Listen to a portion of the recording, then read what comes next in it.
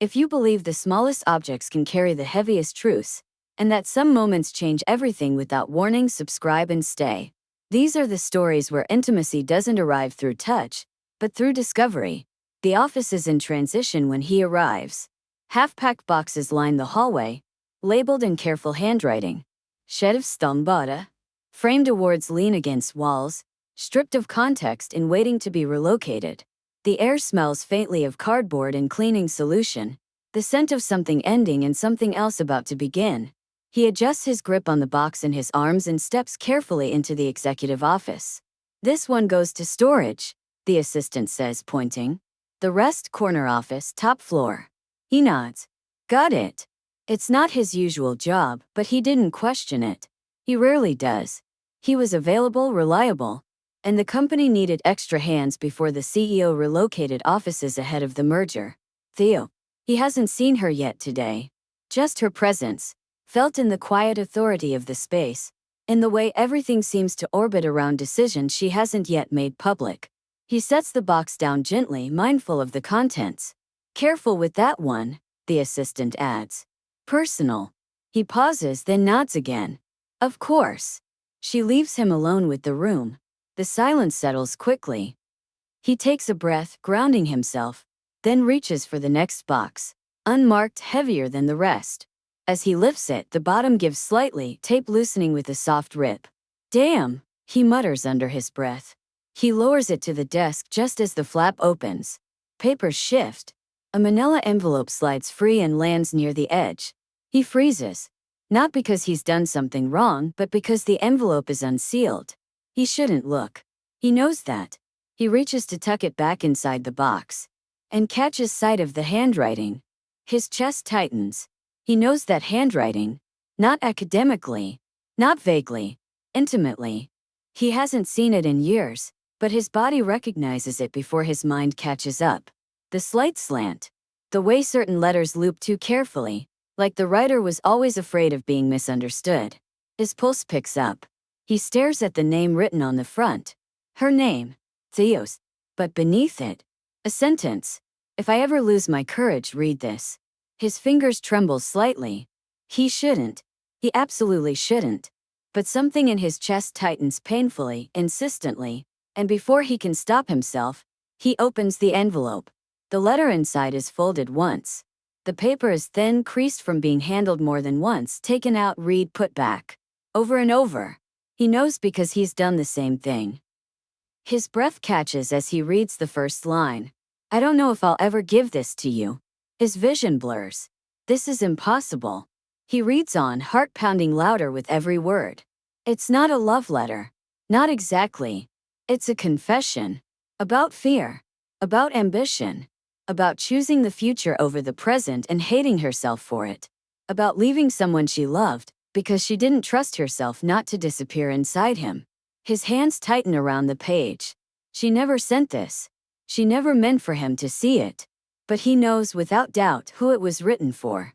Him. He hears footsteps in the hallway. Panic snaps him back into his body. He refolds the letter quickly, sliding it back into the envelope with shaking hands, placing it exactly where it was. He reseals the box, tape pressed down harder than necessary. His heart is still racing when she steps into the doorway. Everything okay? She asks. Her voice is calm, controlled, the voice she uses with everyone. He turns slowly. She's dressed simply today, tailored trousers, blouse, hair pulled back neatly. Powerful, composed, unreadable. Yes, he says. Just a box split. I fixed it. Her gaze lingers on him for half a second longer than necessary. Thank you, she says. I appreciate the care. He nods, unable to trust his voice. She watches him lift the box again. You can leave that one, she adds. I'll handle it. The words hit harder than they should. Of course, he says. He sets it down gently and steps back. As he turns to leave, she speaks again. Have we met before? She asks. The question is casual. But her eyes aren't. He stops. No, he says carefully. Not formally. She studies him, brow faintly furrowed, as if something is tugging at her memory just out of reach. You look familiar, she says. He forces a small smile. I get that a lot. She doesn't smile back. Stay a moment, she says. Please. Power shifts, not forced, not spoken. He stays. I'm downsizing more than just space, she says, gesturing around. It's strange what people keep. His throat tightens. Yes, he agrees quietly. She looks at him again, more intently this time. Sometimes I wonder, she says, what would have happened if I'd been braver? The room seems to tilt. He meets her gaze. Some things don't disappear just because we walk away, he says. They wait. Her breath catches just slightly. That's an interesting way to put it, she murmurs. Silence stretches between them. She straightens, professional mask slipping back into place. You can go, she says. He nods and turns toward the door.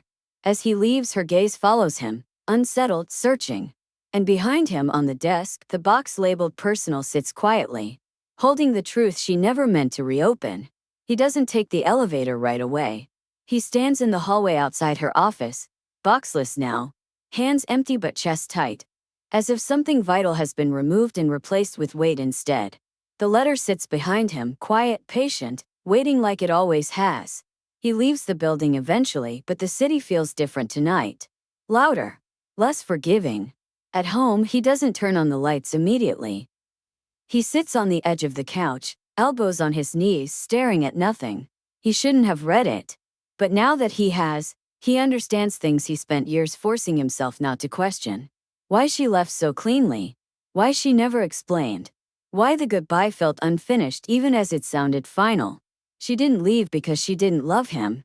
She left because she was afraid of what loving him would cost. Sleep doesn't come easily. The next morning, the office hums with controlled urgency. The relocation continues. Boxes move. Schedules shift.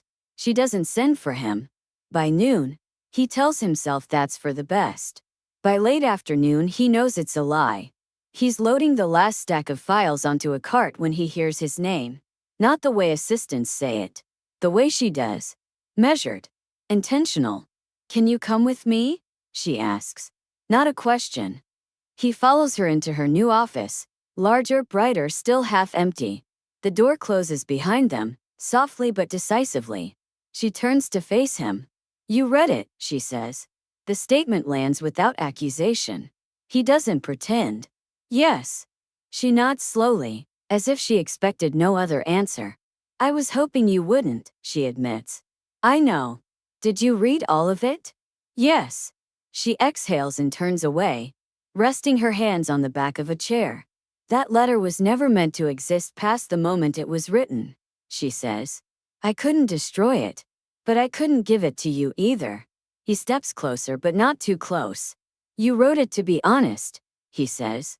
Not to be brave. She laughs softly without humor. I thought honesty would ruin me. And did it? She turns back to him, eyes sharp now. It would have changed everything. Yes, he agrees. That was the point. Silence stretches. I thought you'd be gone, she says quietly. That I'd never see you again. That the choice would fade with time. And instead, he says, it followed you. She nods. I built everything on certainty, she continues. Control. Direction. And I convinced myself that meant I couldn't afford a life that might undo me. Her voice tightens. I didn't trust myself not to choose you and disappear. He absorbs that slowly. I never wanted you smaller, he says. I know, she replies. That's what scared me. The words hang between them, raw and unpolished. She straightens, gathering herself. We need to address what happens now, she says. Because this, she gestures vaguely between them, can't exist in silence. I agree. And I won't pretend you're just someone who moves boxes anymore. He meets her gaze steadily. I wouldn't ask you to. Another pause. This complicates things, she says. Yes. But it doesn't have to destroy them, she adds. No, he agrees. It doesn't. She studies him, really studies him now, not as a function, not as an employee, but as a man who once mattered and still does. What do you want? She asks. He doesn't answer immediately. I want you to stop carrying this alone, he says finally. Whether that means with me or without me. Her throat tightens. That's not a small thing, she says. I know. She looks away, jaw tight, eyes bright. I spent years believing the cost of wanting was too high, she says. That choosing ambition meant surrendering everything else. And now, he asks. And now, she says slowly, I'm realizing I paid anyway. They don't touch. They don't need to. Dinner, she says suddenly. Not tonight. Soon. Somewhere neutral. He nods. Okay. And transparency, she adds. No hiding. No pretending. Yes. They part with intention, not relief. The dinner happens 3 nights later. Small restaurant. Quiet. No observers. She's less guarded here. Not softer, clearer. They talk about years that pass without each other. About the lives they built. About the weight of decisions that looked right on paper and wrong in memory. I loved you, she says plainly. He doesn't flinch. I know. And I never stopped wondering who I would have been if I stayed. He meets her eyes. You'd still be you. Just less alone. Something in her expression finally breaks. Not into tears but into honesty. They walk afterwards, slow, side by side. This doesn't erase what happened, she says. No. But it lets it breathe, she adds. Yes. They stop beneath a streetlight, the glow catching silver in her hair she hasn't tried to hide. Do you regret reading it? She asks. No, he says. Do you regret writing it? She thinks for a long moment. No, she says.